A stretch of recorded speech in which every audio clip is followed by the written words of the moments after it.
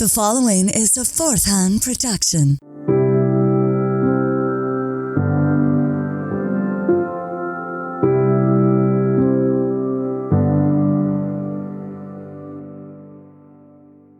Hey everybody, welcome back into Sad Times. We were off last week. I know we've been a bit sporadic. We're back live tonight. I know 2 weeks ago we were not live, and moving forward we're not always going to be live. But anyway, this is Sad Times.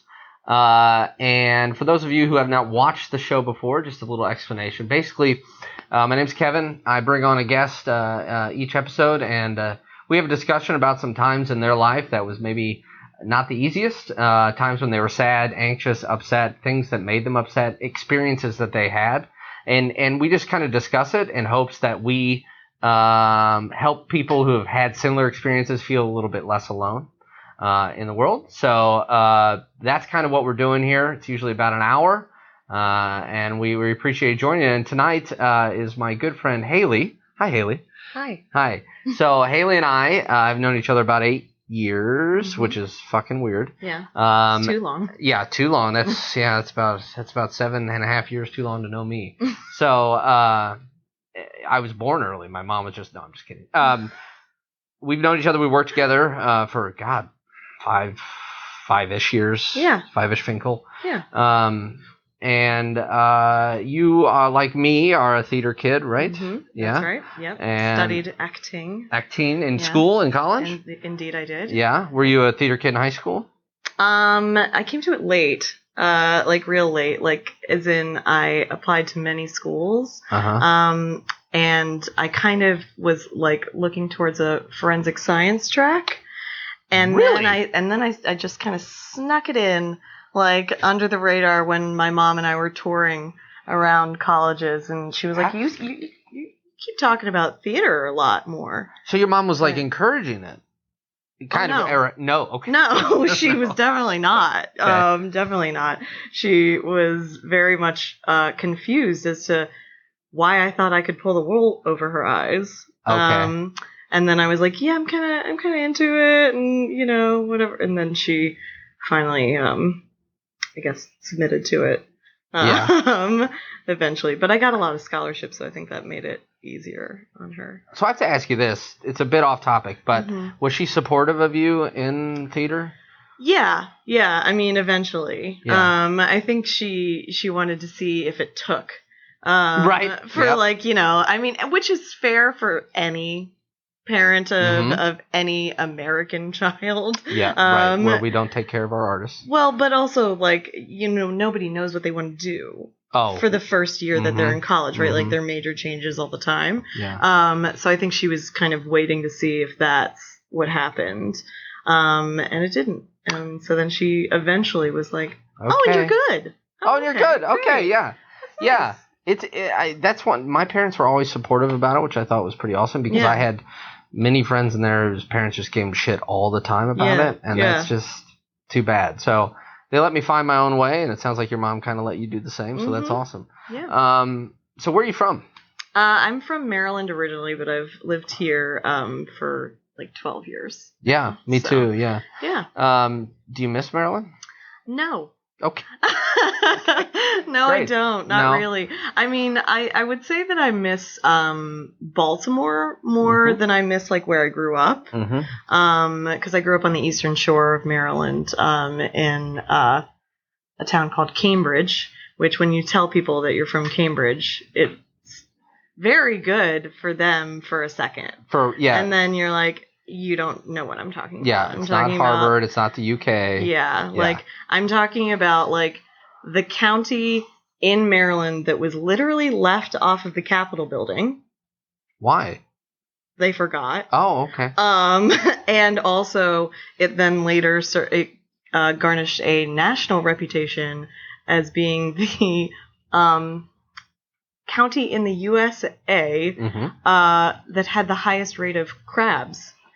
And I don't mean crabs. Shellfish. Yeah, I don't mean that. Wait a minute. First of all, hold on. They study where the most crabs are? Well, that's pretty awesome.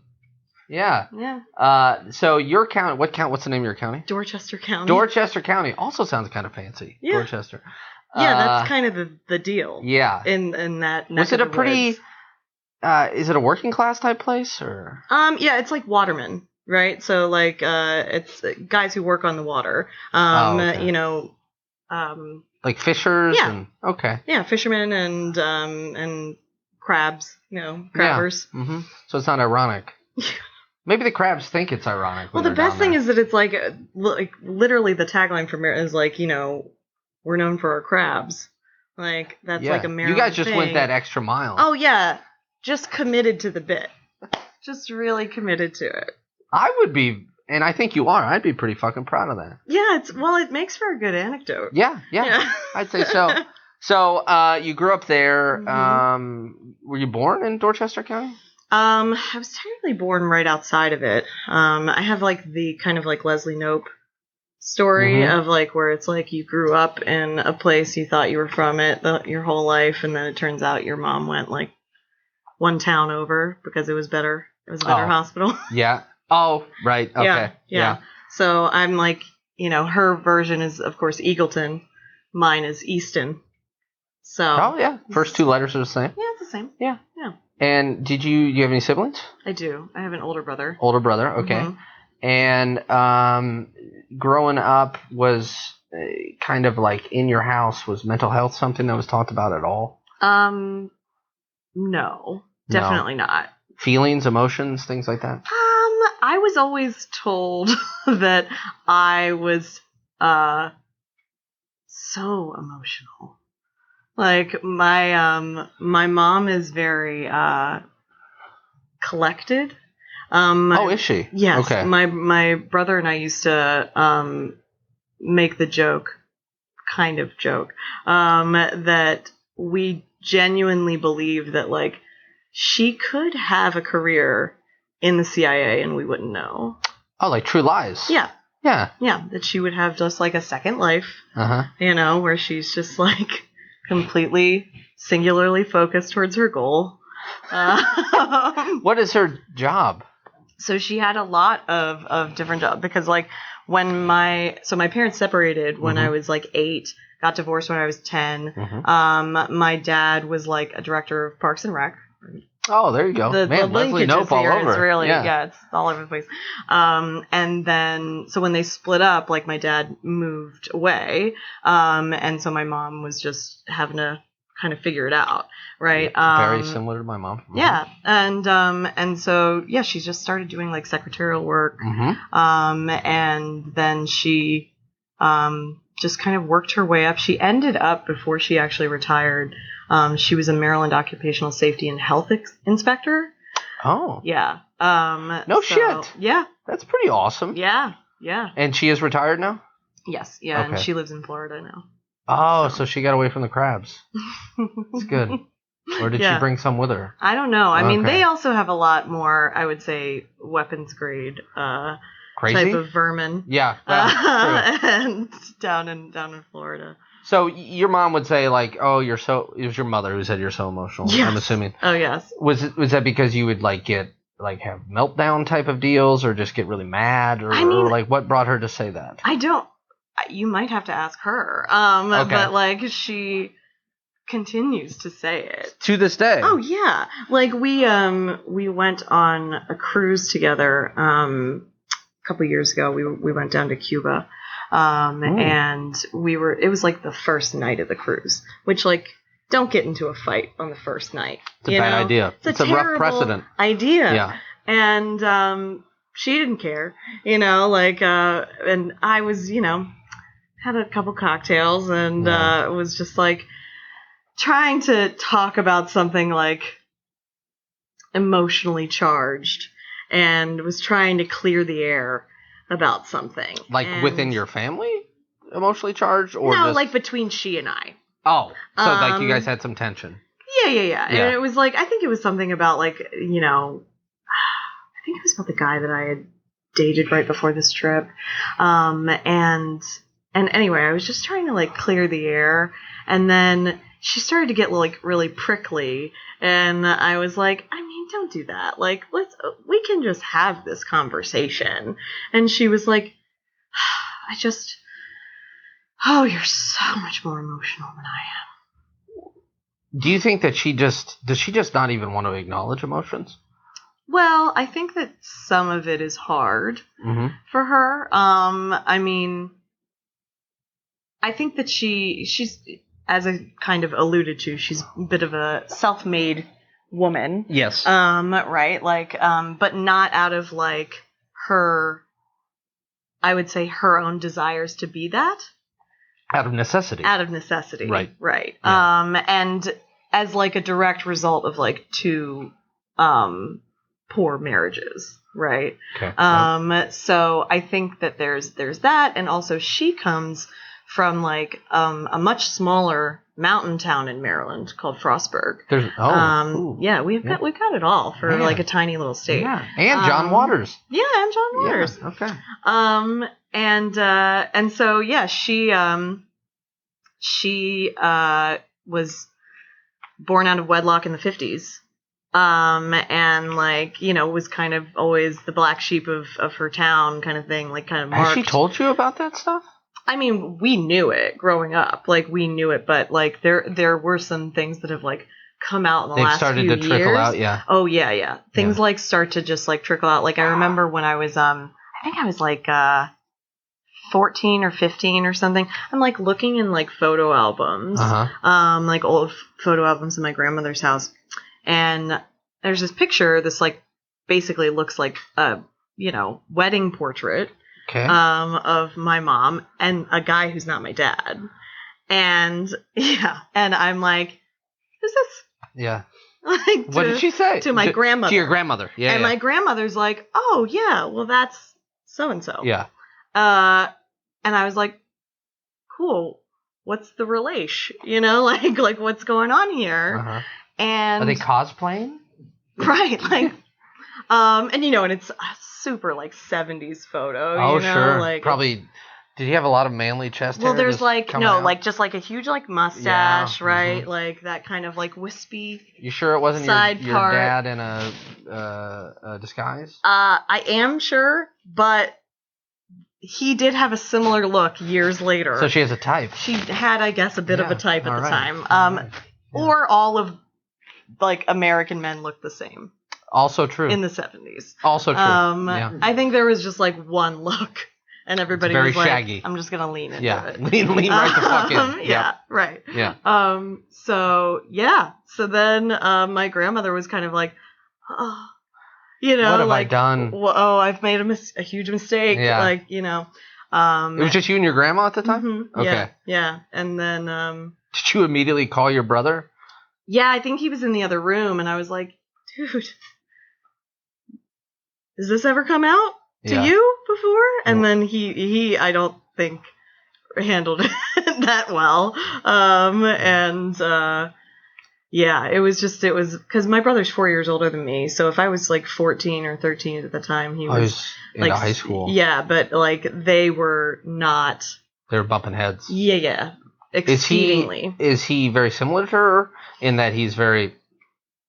Or no, he's much more fiery. Yes. Yeah, I would say so. And this is a bit off of, but so I grew up. My parents got divorced. My dad left when I was 8. My parents got divorced, so I lived with just my mom and my sister, right? And there was lots of this, right? Yeah. And nowadays, between you and your mom? Yes, but also between mom and Kelly, and definitely between Kelly and I. Kelly's my sister, former guest of the show. Nowadays, and I wonder if this is the same with you. I imagine it is. Whenever we get a little frustrated with each other or whatever, I always like to point back to like, look at what we have, though. We've got this weird bond. And it's not weird. It's familial. And it's like we have this sense of humor because we went through all this weird shit together. Right. And we were really sad at the same time. We went through some really hard times. My mother, at the same time, after my dad left, kind of went back to become a secretary. She wasn't really working, and then she went back to school, et cetera, et cetera. Right. So we went through all that crazy. Right. Yeah. We went through all that stuff. And there's a weird stigma to it. Maybe I was on like the free lunch program for a while and all that stuff. And so anyway, but now we have like a group text, just the three of us, and it's just giving each other shit. Well, mainly them giving me shit, but you know, whatever. So do you have that same kind of bond with your brother and your mom? Well, I would say that like my mom and I like we figured it out. You figured it out. Yeah, we figured it out. Since the cruise? Oh, before that. I mean, like because you guys went to Greece together too, right? Yeah, we've been on several trips now, and I think that she's like really trying to continue to tap that wanderlust in me, which is I'm fine, happy to oblige. Yeah. But I mean, when I mentioned that story from the cruise, that's kind of just like that's gonna be in our relationship like forever, you know, like that kind of like. Oh, that tension or that. Well, no, I would say that like we would like she's always gonna say that to me. Even though the emotional it might not actually be true. I think it's more of a deflection tactic for her than it is an actual, like, an identification of something that is weak in me, which is how I interpreted it for a while. That's what I was going to ask you. And then I was like, no. But in the moment, would it frustrate you, make you sad? Oh, of course, yeah. I mean, it would make me feel exceedingly vulnerable because, you know, I mean...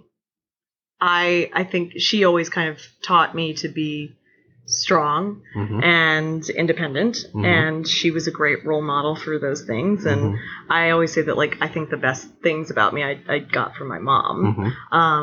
But so then when she would try to dart me and, like, basically call me weak, it means more.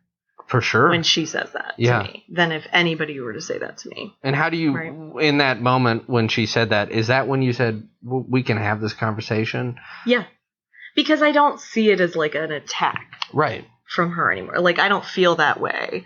Because, I mean, you know, truthfully, like, I went to school for acting and, like, got in touch with my emotions there. But then I also, like, started going to therapy, you know, like almost 10 years ago now, and just kind of started taking care of myself, and just trying to like consistently mine for improvements, you know. When you were a kid, did you struggle with like what maybe, or were you aware of any sort of struggle? Were you sad? Were you anxious? Anything like that? Or did you feel like you felt pretty normal as a kid? Yeah, I don't know, honestly. It's hard for me to pinpoint. Yeah. I remember, like, you know, certain, like, memories where it's like, I kind of feel like I remember the bad stuff about my childhood more than I remember the good stuff. There's good peppered in there, but it just doesn't, like, surface as readily as the negative stuff. I think that's natural. Yeah. Yeah. Yeah. I think it is. It's a shame that it's natural. It is you know. Maybe it's not natural. I'm sorry. I was speaking for all of humankind. Tell us if it's natural. When I just meant that's how it works for me too, I think. Yeah. So did you, growing up, you came to theater late. So did you, the bad stuff that you maybe kind of remember, did you ever like talk to your friends about that bad stuff that was happening, and like, or did you hear from friends who were saying, I'm having a hard time with X, Y, and Z? I mean, I think we've all had those conversations, but I guess I'm trying to figure out if and when you had that emotional type connection. Go ahead. Just real quick in the comments, they say, I kind of feel sad for her mom because she has a wall up. And then they said he got her too many times maybe and can't allow herself to be emotional, maybe. Oh, yeah. I mean, I think that's spot on. It's a coping mechanism. Yeah. Yeah. For sure. Yeah, that's exactly, She went through a lot of hard shit. I would imagine you would just kind of just be like, okay, I have to turn that off now because I have to raise these children. Yeah. Yeah. Exactly, yeah. They said easier to build a wall than continue to get hurt. Yeah. Yep. I mean, absolutely. Because, I mean, I don't want to, like, air all of my mother's dirty laundry. No. In public, Right, of course not. But, you know, she did have to do that several times over. Yeah. You know, so, yeah, I mean, that's another reason why I don't get upset by this anymore. Yeah. You know, because it's like I just don't, there's just no point, you know, in me trying to, like, I don't know, take that a certain way, or like, or think that she's trying to control me, or like, you know, anything like that. Like it's fruitless, you know. So anyway. I've never thought you were, quote, an emotional person, right? But I have seen you in the time that I've known you, you're very aware of people and how they're feeling. I think you're a pretty empathetic person. And I've seen you more than a handful of times, many times, be there for somebody who is having a hard time. Did you, is that something that just feels natural to you? Are you kind of the friend that people kind of go to with that type of stuff? Yeah, you said that in a very knowing, nodding way. Yes. Can you talk about that a little bit? Yeah, definitely. Yeah. So yes, I am this person. Yes. For all of my friends, and my friendships. And, it's something that I have a love-hate relationship with. Okay. Because for a lot of my like late teens, early 20s, I was just kind of taking care of other people. So I kind of like learned how to do this, and I acquired empathy, I guess, if you want to look at it that way. Again, through my relationship with my mom. And when my dad left, right? And I just kind of moved into supporting her. Right, and supporting her emotionally.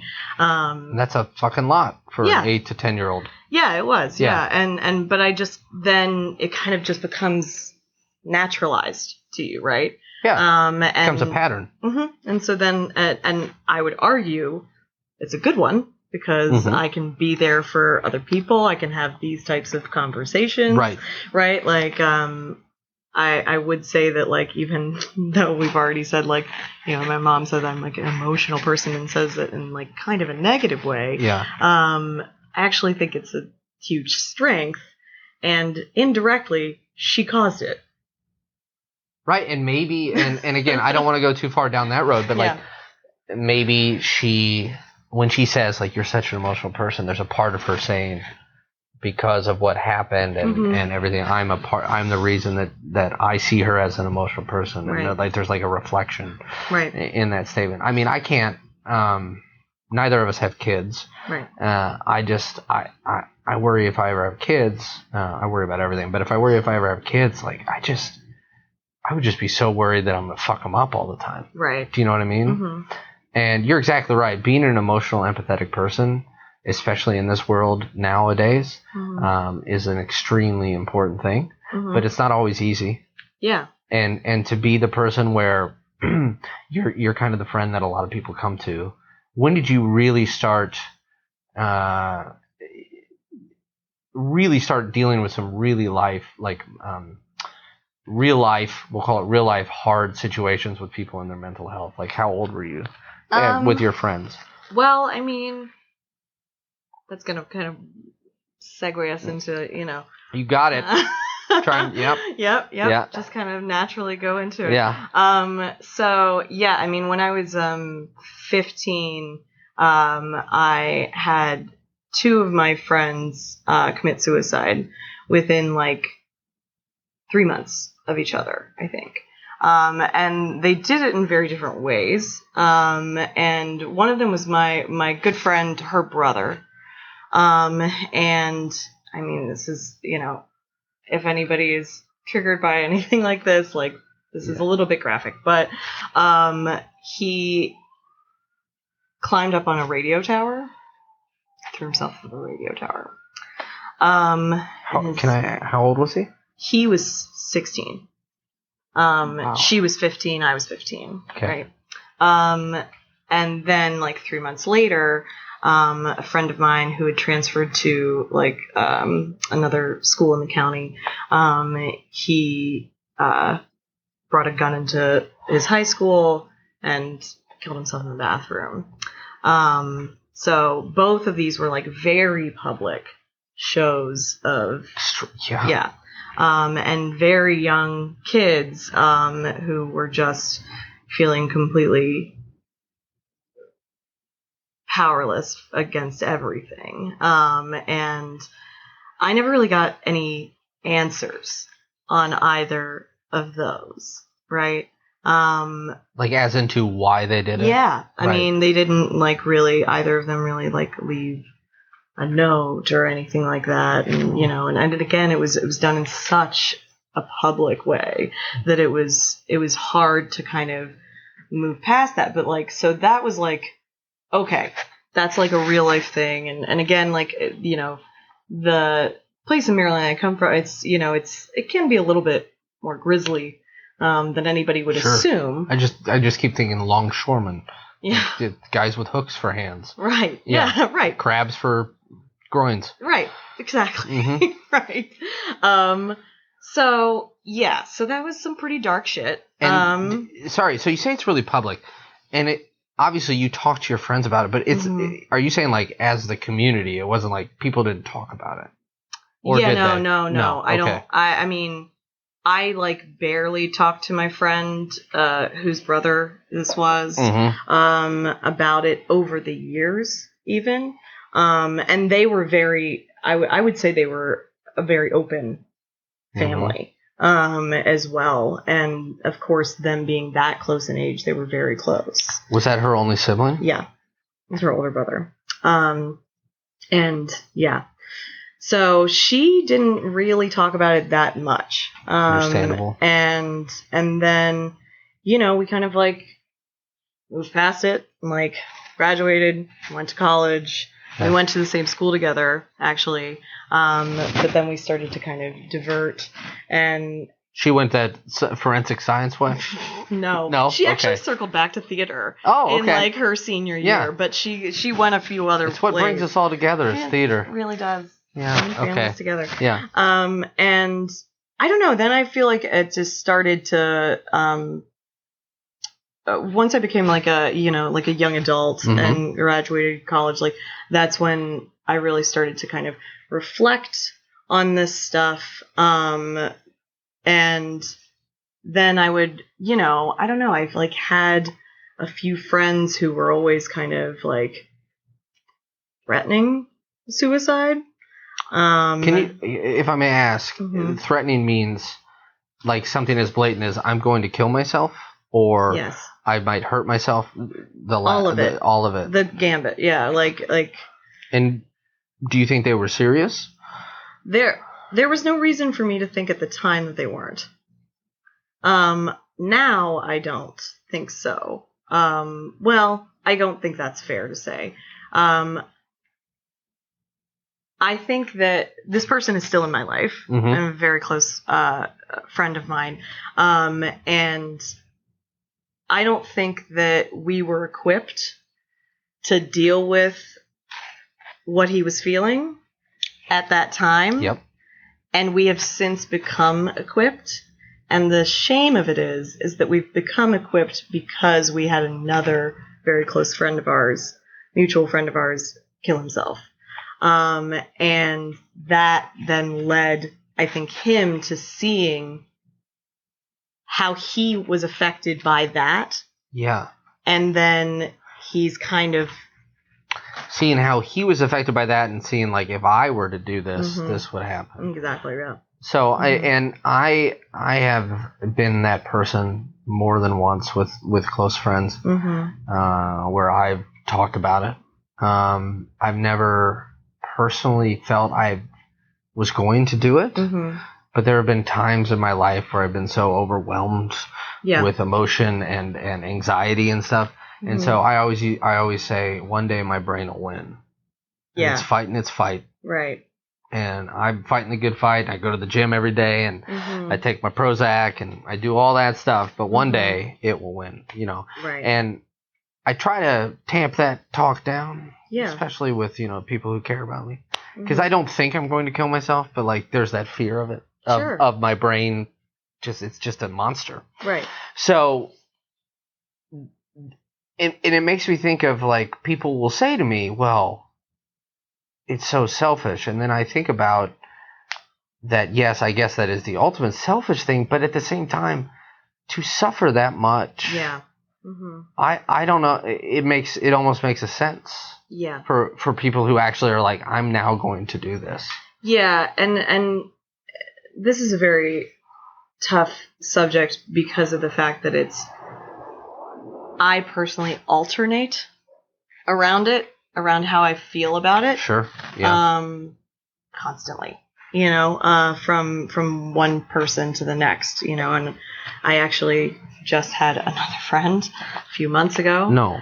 Yeah. Really? Mm-hmm. Yes. Somebody that I lost touch with, and I wasn't as close to this person. Mm-hmm. But yeah. Again, it's kind of, there's unfortunate mental health precedent in all of these cases, I would say. I don't know for sure those first two that I mentioned. Yeah. I don't know for that for sure. Right, because I never got those answers, right? Mm-hmm. That's kind of what I mean by answers. Yeah.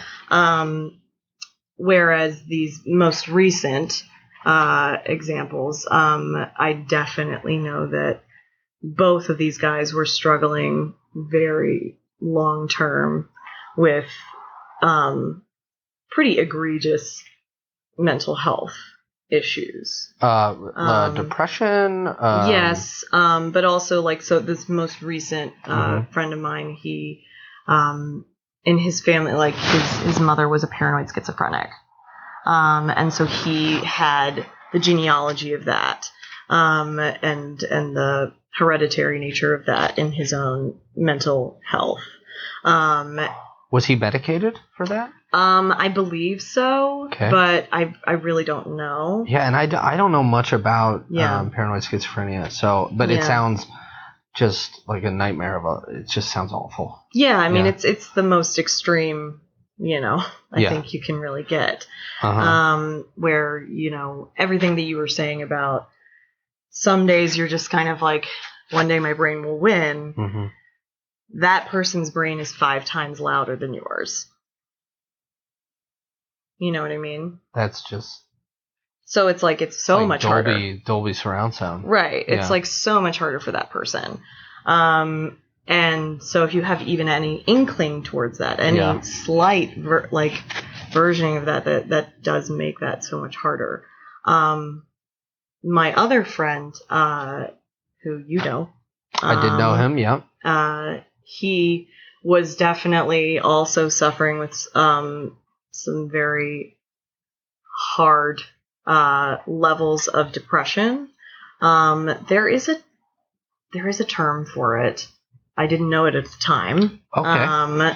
And I can't remember it now, which is a failure on my part. That's okay. But he was also just dealing with so much weight, on his spirit.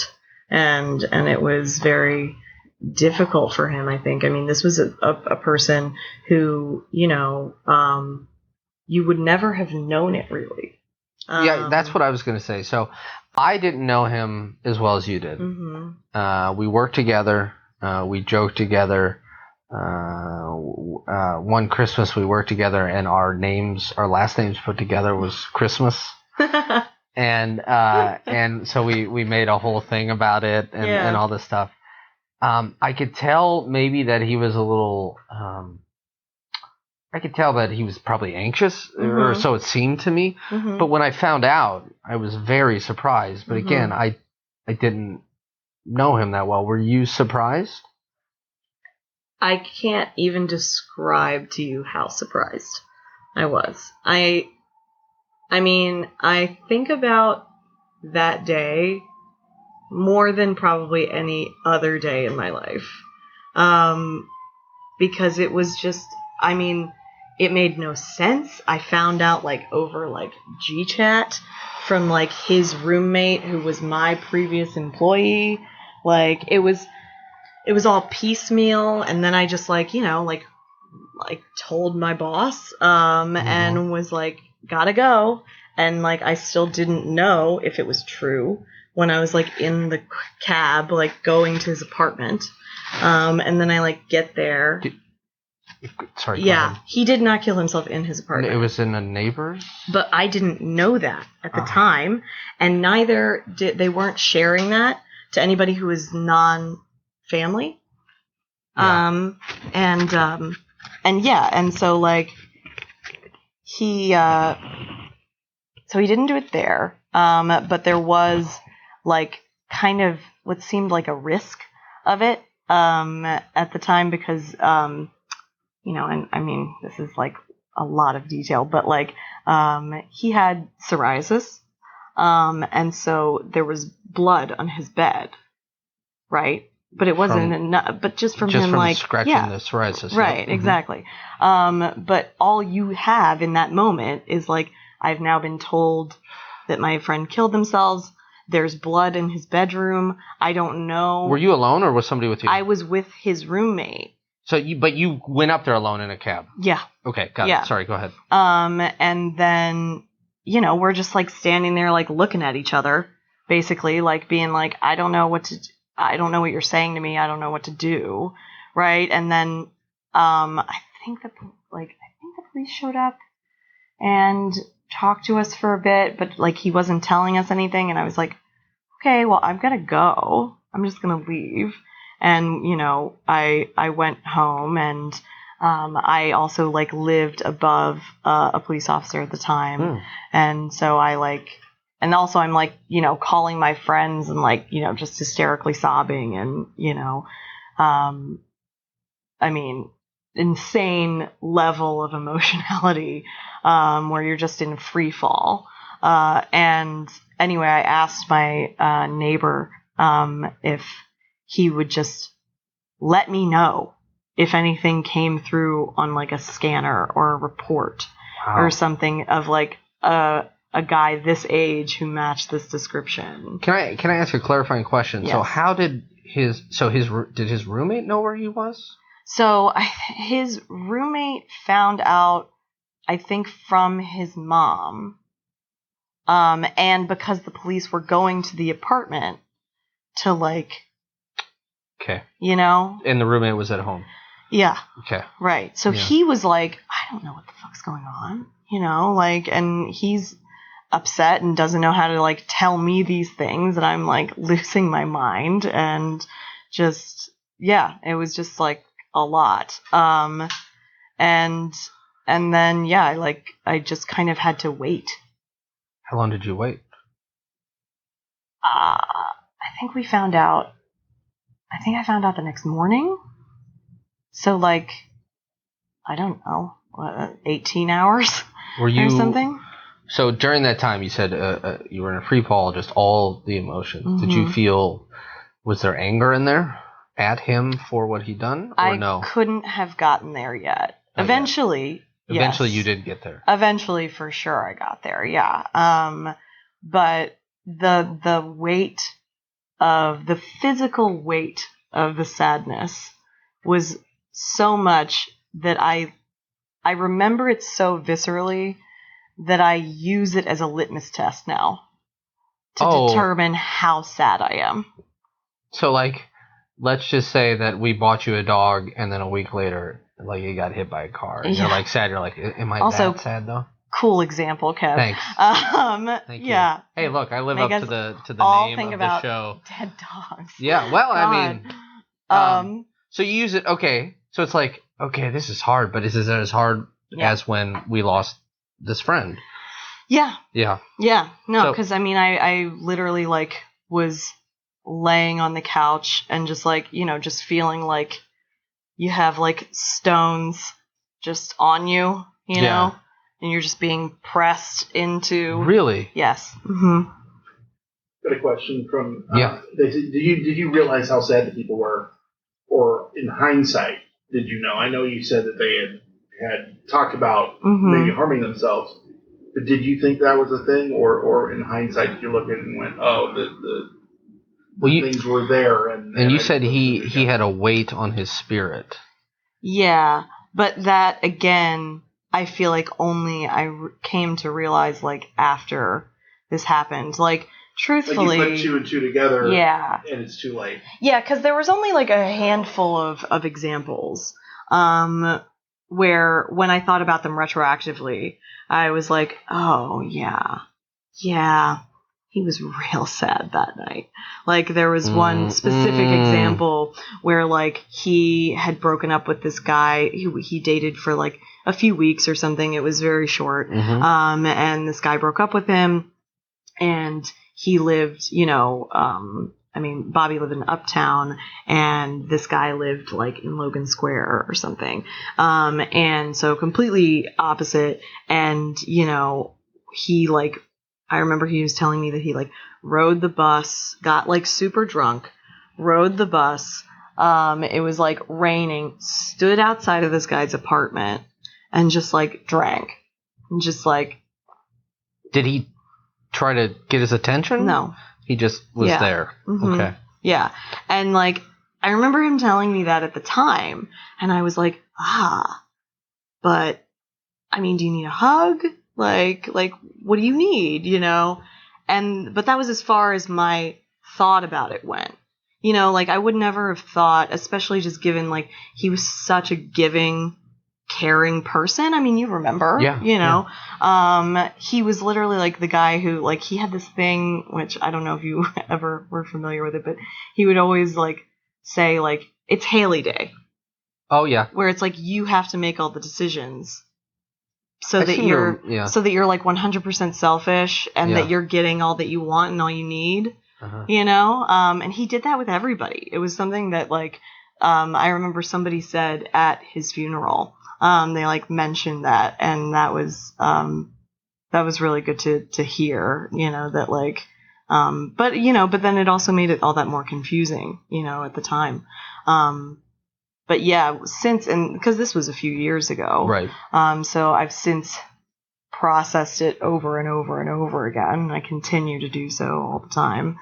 But is this something you've talked about in therapy as well? A bit, yeah. I don't talk about it as much as you might think. Actually, I write about it. I started working on a play about this, specifically him, but I'm actually thinking of changing my tack. Okay. Because I thought about the fact that it's actually been so many people. That did that thinking come about with your friend you just lost a couple months ago? Yeah. It was kind of like, wow. Yeah. Yeah, and I say a couple months, it was like a month. Like, yeah, it was very close. You said he medicated for paranoid schizophrenia? I really don't know. You don't know. Okay. Yeah. Because he moved to Denver like year and a half, 2 years ago or something, and we'd kind of lost touch anyway before. Do you know if our mutual friend, was he medicated, do you know? Yeah. He was, okay. Yes, but I don't remember what. Which, by the way, I'm not joking, I feel I have to say, medication's not a bad thing, it's a good thing. It's a helpful thing. And I have a very close friend of mine who just went on medication for the first time in his life, and today was his first day, and I'm very excited for him. And there should be no shame at all in going that route. Yeah. I just want to say that. Yeah, yeah, definitely. Yeah. So when you lost your close friend, our coworker and your close friend, did you feel like you could have did you have that phase where you're like, whoa, what could I have done, that type of thing? I'm sure I did. But I think I moved out of that pretty quick. Good. I was mad at him for a very long time. A very long time. Yeah. Because it really did not make any sense at all to me. And it's taken a lot of me, like, trying to process through it and trying to see it from his side that, like, has really been the most helpful. So it's that same empathy we were talking about before. And just allowing yourself, again, to feel, I think it's important to feel that anger. Yeah. I try to stop myself from feeling that anger in like these grieving situations, because when I was younger, I would just get so mad about everything, and everybody's like, Kevin, you have to calm down, you're making so much trouble. So now I'm like, oh, anger bad. Right. You know what I mean? Yeah. But in this, I really believe it's healthy. Yeah. Yeah. Yeah. No, I mean, I agree. I think that the whole scope of it, the whole kaleidoscope of the emotions that you feel when you're grieving, you have to give credence to each of them. And that's hard. It's very hard. Yeah. Because some of them pass quickly. Yeah. Right? And then some of them you were just like locked in and you want a long time. And on the ones that you're locked in, are those the ones that you want to just go the fuck away? And they won't leave. And so there's that strange relationship with that feeling. Because you're not resolving it. You're not actually, like, you're not resolving the feeling, or at least if it's going to stick around, if you're going to continue to feel that way, you haven't done something, or like the block hasn't been lifted, you know what I'm saying? Where it's like, where you can then move to the next one, right? The 5 stages of grief type of deal. Yeah.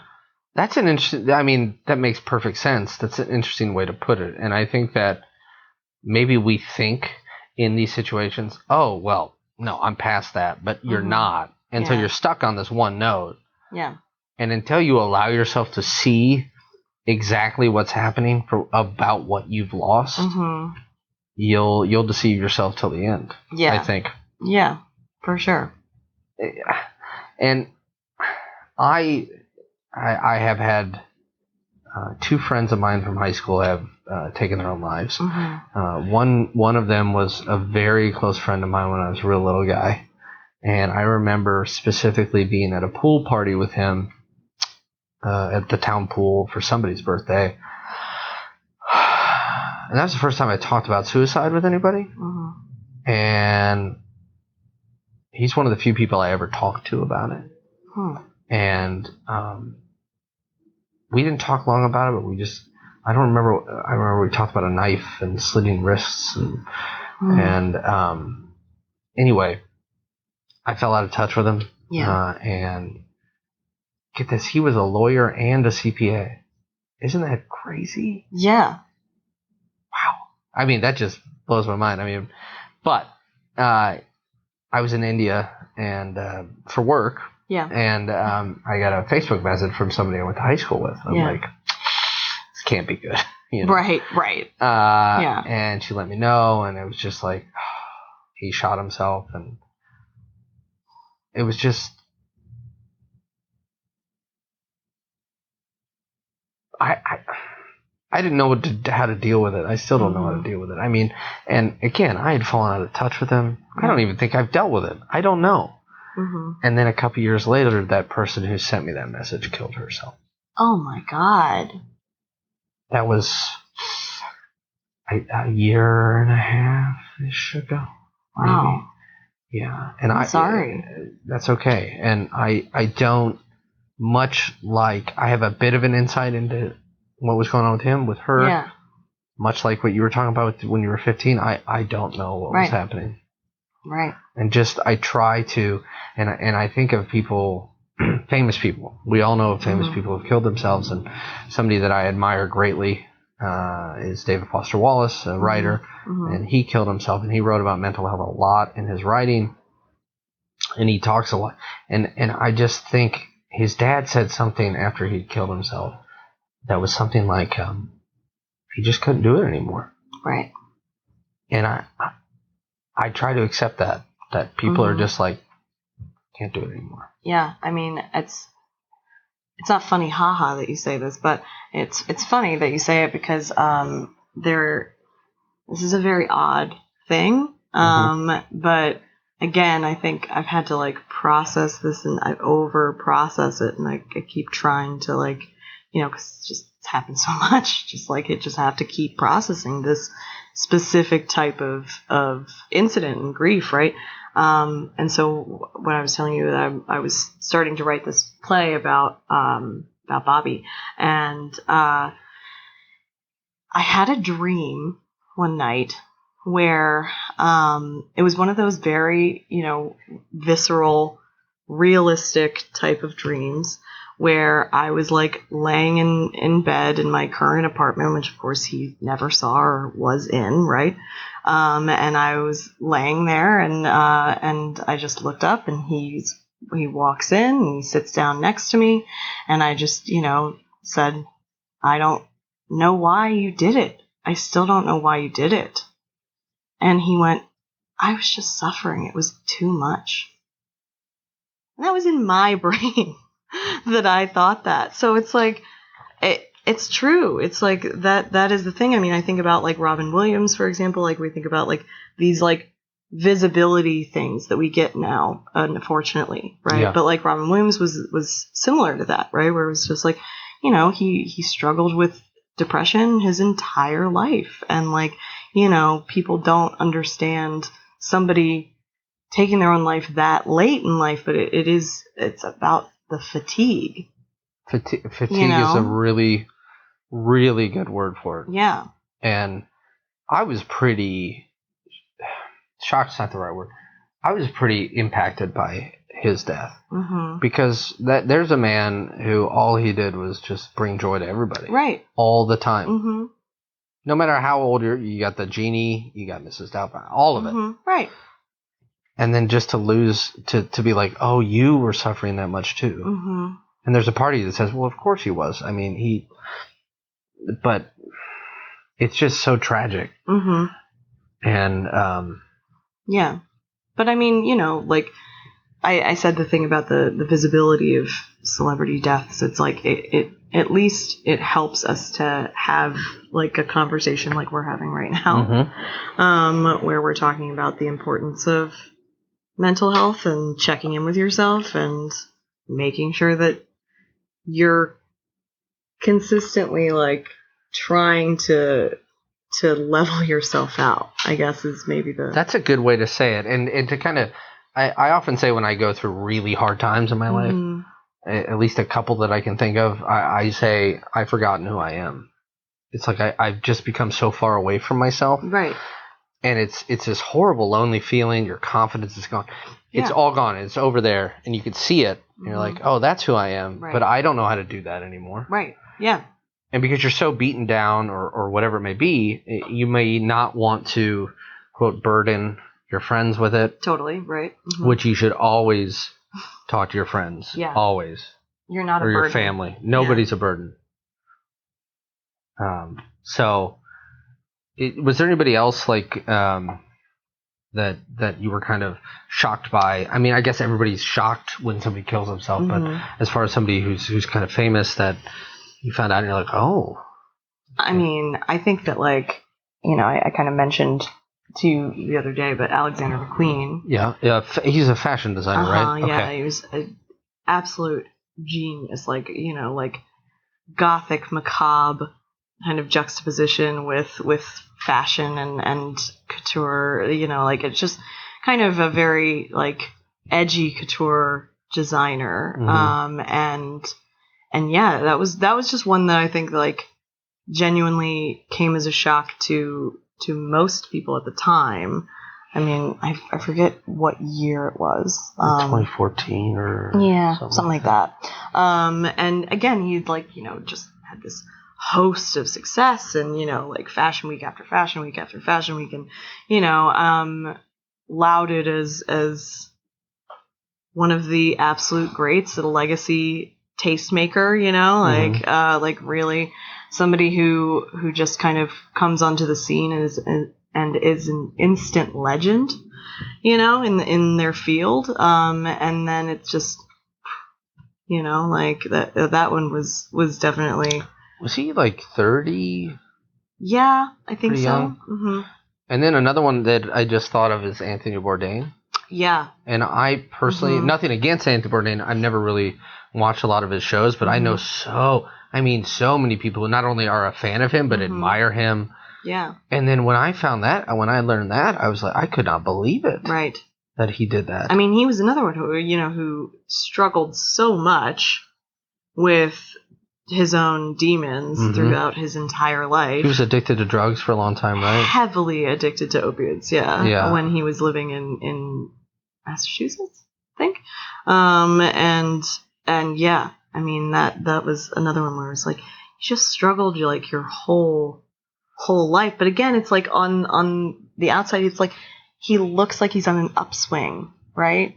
Where it's like, oh, I have this like new wife and child and the successful television show where I'm traveling the world and I'm getting to do the thing that I like to do, which is like eat food and meet people, right? And like, it's just like you're living your 10, and then it's gotten to the point where it doesn't really matter what that is if you're not taking care of what's inside. Checking in with yourself, as you said. And it's one of the main reasons I want to do the show. Not something so always extreme as suicide, but so often we live, and at least I don't know if you've had this experience. I sometimes think, well, this isn't logical, right? So I'm not thinking this is emotionally thinking. I think, well, everybody else has it figured out. They've got it figured out. Right. I don't. Yeah. And that person seems happy. And that person seems happy. Mm-hmm. But we all are fighting our own battles. And that's why it's so important that you just, even in just small little moments, to be kind to people. Mm-hmm. Because they're just dealing with whatever the fuck. Totally. And the same is with Anthony Bourdain. We're seeing him on TV. As you said, new wife, new kid. It's like that poem, Richard Cory. Have you ever read that poem? We had to read it in school. It's a really short poem about a guy who everybody loves in town, and he's walking down the street, blah, blah, blah, and it rhymes, and it's real nice. And then he, at the end of the poem, he just goes home and shoots himself. You had to read that in school? Yeah, I know. Well, I mean, look, we weren't preoccupied with crabs, so what were we going to do? We were going to read suicidal poetry, Fair enough. Yeah, fair enough. We didn't have our we didn't have our little combs out, okay? Well, Haley, oh my God, it's really hot in here. It's toasty. That was a lot to share. So thank you very much. That's not easy. Mm-hmm. And I'm sorry I have to reference my phone to do this. But I do want to give the suicide hotline number. There is a 24 hours a day, 7 days a week phone number. It's 1-800-273-8255. And kind of what we were saying a few minutes ago. One more time? Yeah, sure. 1-800-273-8255. And just what we were saying a few minutes ago, you're never a burden, ever. Mm-hmm. I'm always happy to listen to my friends, no matter what it's about. And if you're feeling any sort of inclination, talk to your family and your friends. They love you. Or, give that phone number a call. And there are trained professionals there too. But Haley, thank you so much for coming on. Yeah, thank you for having me. Really appreciate you being open and talking to us about that. And hope we hang out again soon. Yeah. And when you get back from your trip. Okay.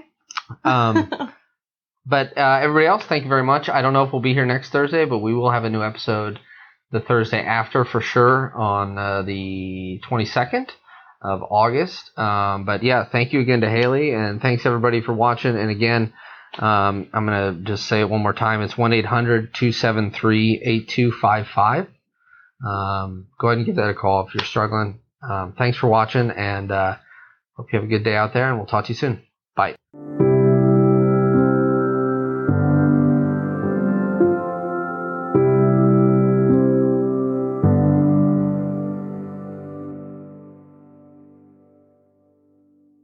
You've been listening to a Fourth Hand Joint.